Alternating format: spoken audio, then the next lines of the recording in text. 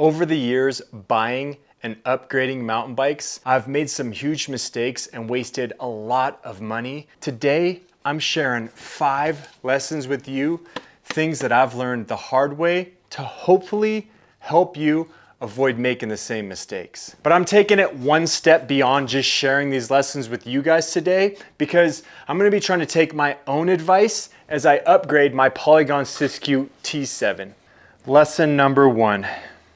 A base model bike, you know, that cheapest model that they offer, might end up being the most expensive option over the long run if you're like me and you plan on upgrading your bike. Now I'm using my Polygon Siskiu trail bike right here just because that's what I have, but like this same principle, this same lesson learned, it really applies to just about any bike brand out there. Most of them, they all have a model range, right? They go from the very cheapest, that base model, like all the way up to the top end, like top spec model. So for the Siskiu, they have the base model T6, one that you're most likely gonna need to upgrade over time, all the way up to the Polygon Siskiu T9 that comes stacked with just about everything you could want on it. It's really a bike that you could get and never upgrade. Now, a lot of people, they go with that T6, that base model, because it's the cheapest option, right?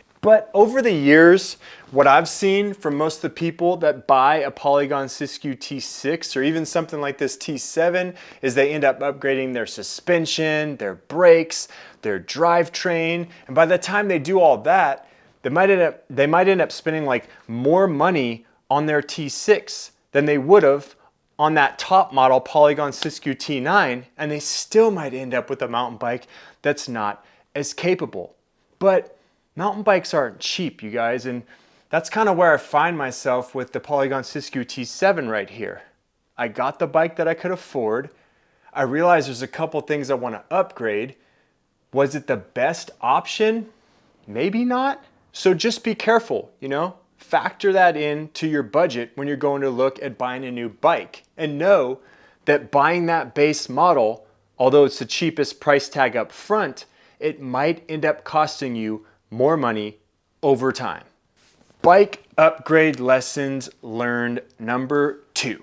Find that sweet spot in between performance and price when you're looking to upgrade that budget bike. So you bought the base model, something like this Polygon Siskiu T7 right here. But base models usually come with cheap forks like this RockShox Recon. And for the riding I do, this is definitely something that I want to upgrade on this bike. But then you start searching online, and next thing you know, that fancy Fox 36, you know, factory fork with those Kashima stanchions and those orange lowers starts calling your name. Before you know it, you're adding it to the cart and you're ready to spend more money on an upgrade than the entire budget bike costs. Stop, please. Don't waste your money like I've done so many times in the past. That top level Fox or RockShox fork you're looking at is overkill. For 90% of the riders out there, what we really need is something like this.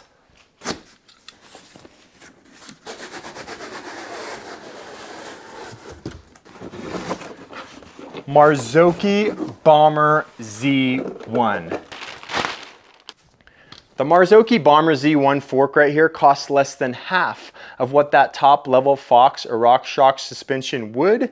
It's gonna still be a huge improvement compared to the stock fork that came on this bike. And with the damper and the air spring on this fork, let's be honest, like for the type of riding that I know that I do, it's probably all I really ever need.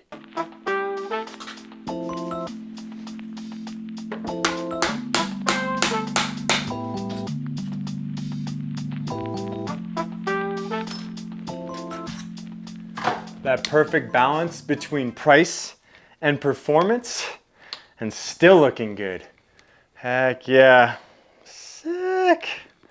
Hey, real quick shout out to the Lost Co. My videos are not sponsored, but this Gloss red, Bomber Z1. It usually only comes in like a 160 mil travel. I got this in the 150. If you go onto the Losco website, I'll throw a link down there in the description. Like I don't get paid at all for giving you this, just good information to share with you.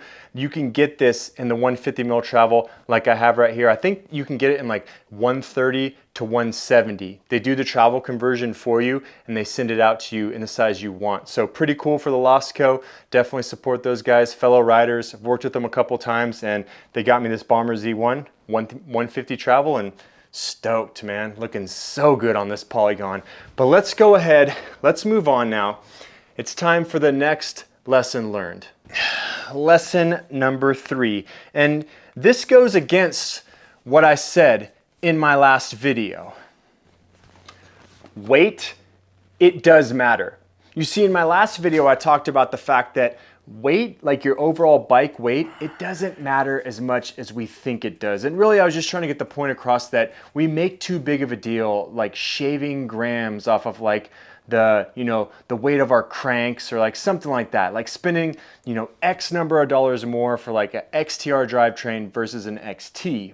But you see, when it comes to that rolling, rotational, unsprung weight, like your wheels, your tires, the weight absolutely matters, makes a huge difference. Over the years, I've done tons of testing. You know, I've been lucky enough to ride like aluminum wheels, you know, from like the cheapest aluminum wheels to the most expensive carbon wheels and everything in between. Getting the right set of wheels is gonna make your bike like accelerate faster on the line, perform better just about everywhere on the trail. It's going to reduce that overall, you know, unsprung weight. So it's also going to perform the way your suspension is performing. And a lot of times, you know, upgrading those wheels means you can also do things like get a hub with higher engagement. Hear that? Low engagement hub right there. You're also going to get better, more durable rims when you upgrade your wheels. So like not only are you reducing weight, but you're increasing the stiffness a lot of times and just the overall performance of your wheel. But here's the tricky part, you guys. We go right back to that last lesson when we're talking about finding the happy spot or that perfect spot in between the price and performance. Because wheels, they can range from, you know, a budget set like this that are just a couple $100 all the way up to like the high-end carbon wheels that cost thousands of dollars, which in my humble opinion would be ridiculous to put on a budget bike like this Polygon Siskiu T7. So for me, the type of riding I do, and the fact that, like I said, I'm trying to take my own advice on these upgrades and not overpay, the perfect wheel set is something like these Hunt trail wide wheels. These things cost around $500. I think they're on sale for under $500 right now. And for that, you get a set of wheels that have higher engagement hubs, you know, better overall lighter wheel with better rims. I mean, I've done this upgrade on my bike before. That's why I'm saying this with so much confidence. On a Siskiu bike I had in the past, the T9 I actually had, I upgraded the wheels from the stock wheels, from those stock Entity wheels, those heavy, cheap Entity wheels, to a set of these Hunt trail wide wheels. But there's one problem with this wheel set right here. Hunt sent me these wheels. Thank you, Hunt, for supporting my channel. Not sponsored, there's cool guys kind of send me some stuff to make these videos. And they have 6-bolt, a 6-bolt setup for 6-bolt rotors. The stock wheels that came on my bike and the stock rotors are center lock. Now, luckily for me, I have an older set of Hunt wheels that I used on a previous video. So I'm just gonna use those older wheels for this bike right here. And I thought this would be a cool opportunity for me to go ahead and do a giveaway. So what I'm doing, you guys, I've been trying to do these giveaways. They're member-only giveaways. It's kind of a way for me to, I'm looking for ways to support my channel. Memberships is one way to do that. So here goes how it's gonna go down.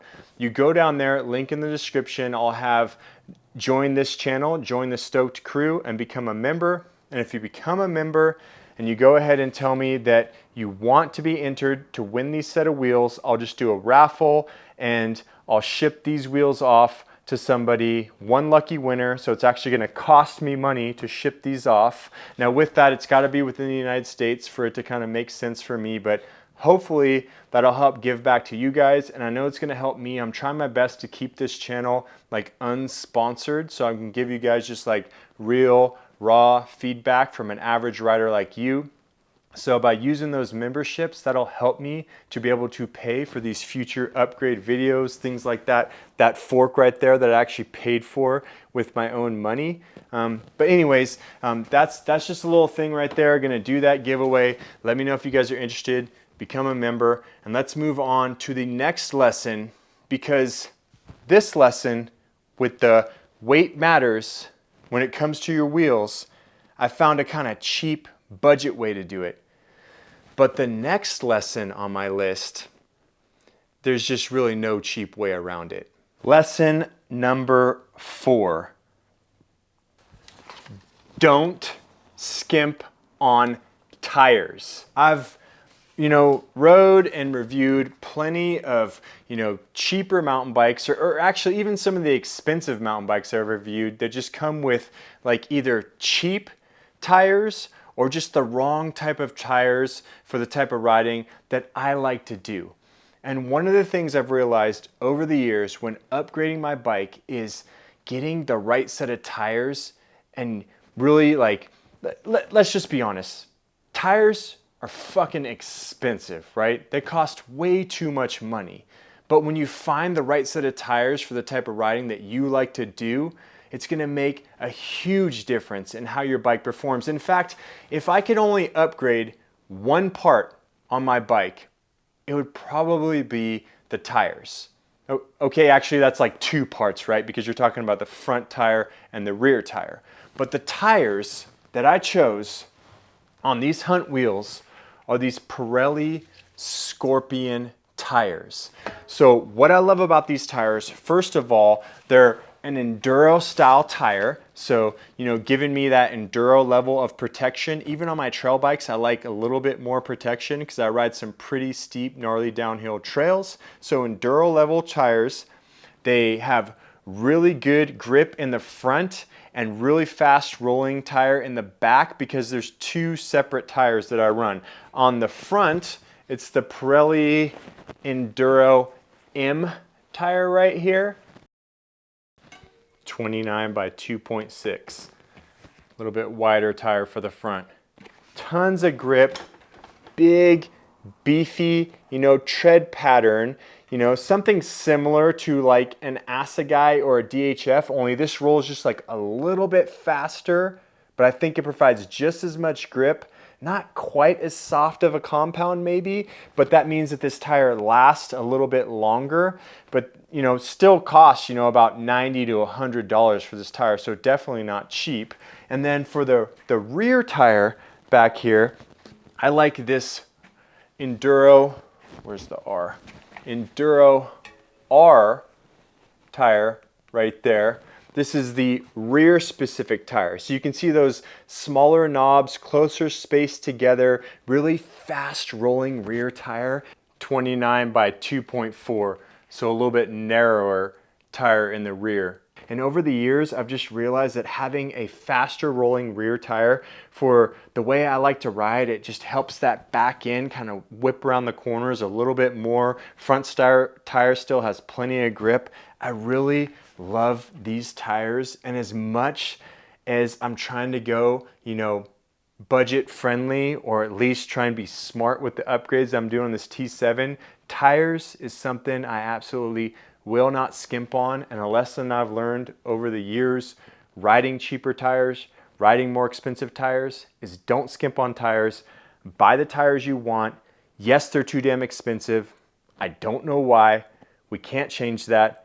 But in the long run, it's worth the money. Having the right set of tires on your bike, it's gonna make a huge difference in how your bike performs and how much fun you have out on the trail riding that bike.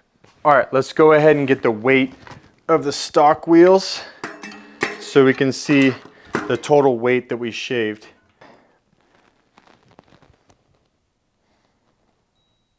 13 pounds, 13 ounces for the stock wheel setup. Sorry, I know, freaking big, giant, white, bald head. What are you gonna do? You know, that hat was getting uncomfortable. Now, the one thing that sucks about these wheels, right, is that I'm not gonna be able to swap this cassette over, because this cassette right here, for some reason, in their infinite wisdom, when speccing this bike, they put a cassette with an XD driver on there, and this bike already having a Shimano drivetrain, I figured I may as well order a Shimano microspline wheel set. Well, I mean, that's the wheel set I already had, was a Shimano microspline anyways. So I'm gonna have to upgrade the cassette, but oh well. So I got this Garbarook, nice, lightweight, one-piece cassette.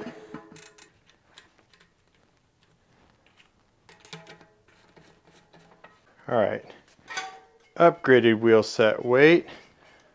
Get that weight off there.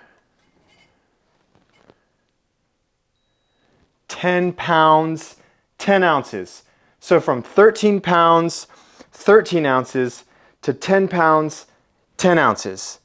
So it's like over 3 pounds difference. And keep in mind, 3 pounds difference of rolling and rotational weight. So that's gonna make a huge difference in the way this bike feels, the way it accelerates off the line, the way it feels just about everywhere on the trail.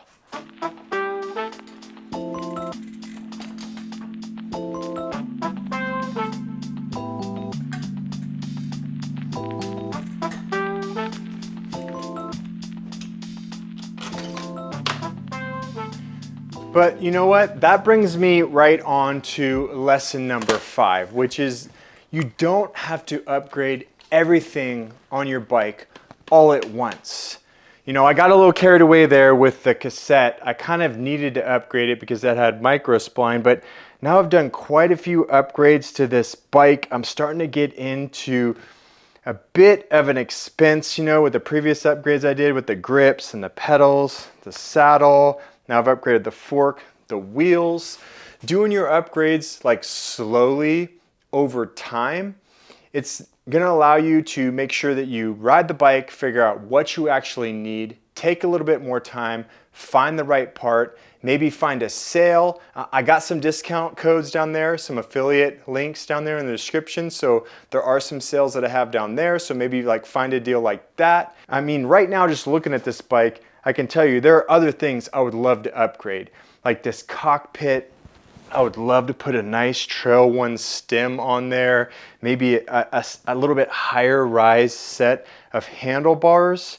But those are things that I'll do later. And I'm trying to keep in mind that I don't have to do it all at once right now. I can upgrade slowly over time. That's a lesson that I've learned.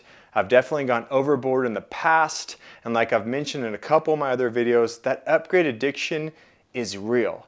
And sometimes you're buying parts just to kind of get that endorphin rush from buying those parts, wanting to throw it on your bike, kind of show off. But right now, I think I'm at a good spot, man. I really think I got this bike dialed in to where it's gonna ride so damn good. But what do you guys think? I mean, those are just 5 of the lessons that I've learned over the years upgrading my bikes. Did any of those resonate with you? What are some of the lessons you guys have learned upgrading your own bikes? Drop a comment down below. I'd love to hear. But most importantly, at the end of the day, remember, it's all about just getting stoked, going riding, and having some fun, people.